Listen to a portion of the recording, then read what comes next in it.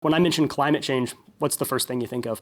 Well, I think about gridlock, because the fact of the matter is, until 2022, we essentially had 50 years worth. It goes all the way back to Richard Nixon, and nothing worked. 2010, I decided I was going to come up with something new, and we did, and 12 years later, it became law. The Inflation Reduction Act that the Biden administration put in place is the largest investment in climate reduction actions in the history of the world. And it trickles down to the states, and it's purposefully designed to get back down to the people, into Oregonians. We're going to have literally hundreds of millions of dollars flowing into Oregon from the Inflation Reduction Act to do things like build more solar on people's rooftops, put in more energy efficient and low greenhouse gas emission heat pumps, and do weatherization of people's homes. The Inflation Reduction Act had several major pieces, and most of them came from the Finance Committee. It had the clean energy legislation that I wrote in the spring of 2021. It was about 90% of what was finally in the Inflation Reduction Act. We allocated a little under $400 billion for clean energy investment over a 10-year window. So all of this is bringing money into Oregon from the IRA.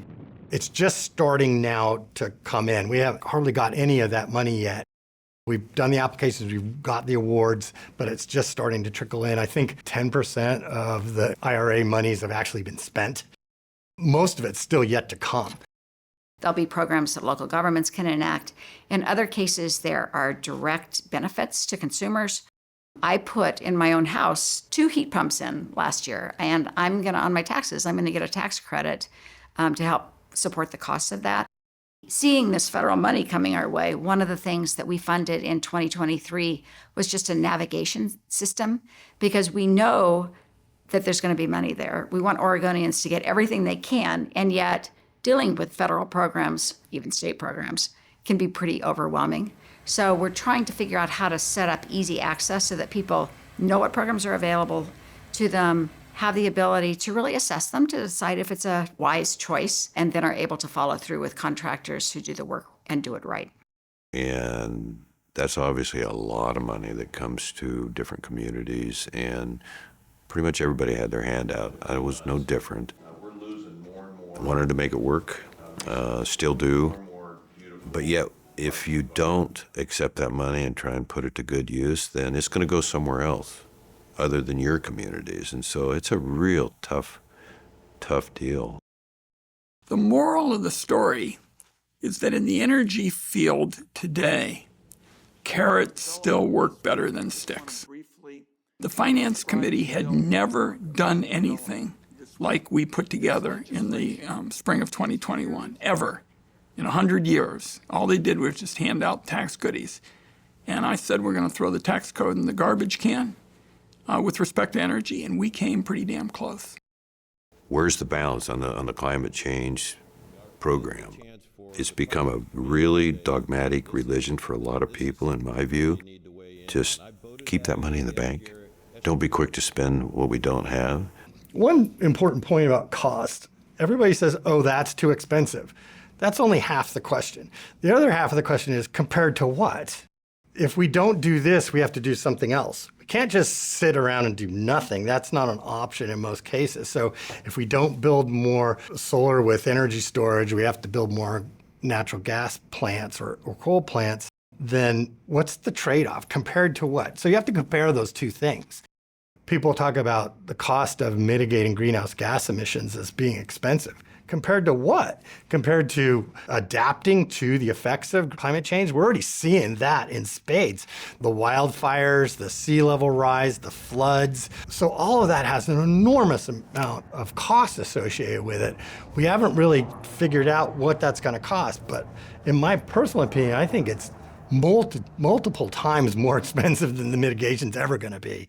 Is more technology, building out more energy systems just in a new way, a solution to climate change? Or is it a change in behavior, or does it need to be a little bit of both? What is it in your view? It's both. We definitely have to reform the way we do things. We need to reduce the amount of fossil fuels we burn. That's what creates climate change. We can do that through being more efficient through new technology or changing out technology so that we don't burn fossil fuels and electrifying things, but also sometimes just doing less of something. Yes, we have to use the technology because there's a huge demand for electricity. We have to work together with energy, with a lot of things. As the technology gets better, there'll be more of that.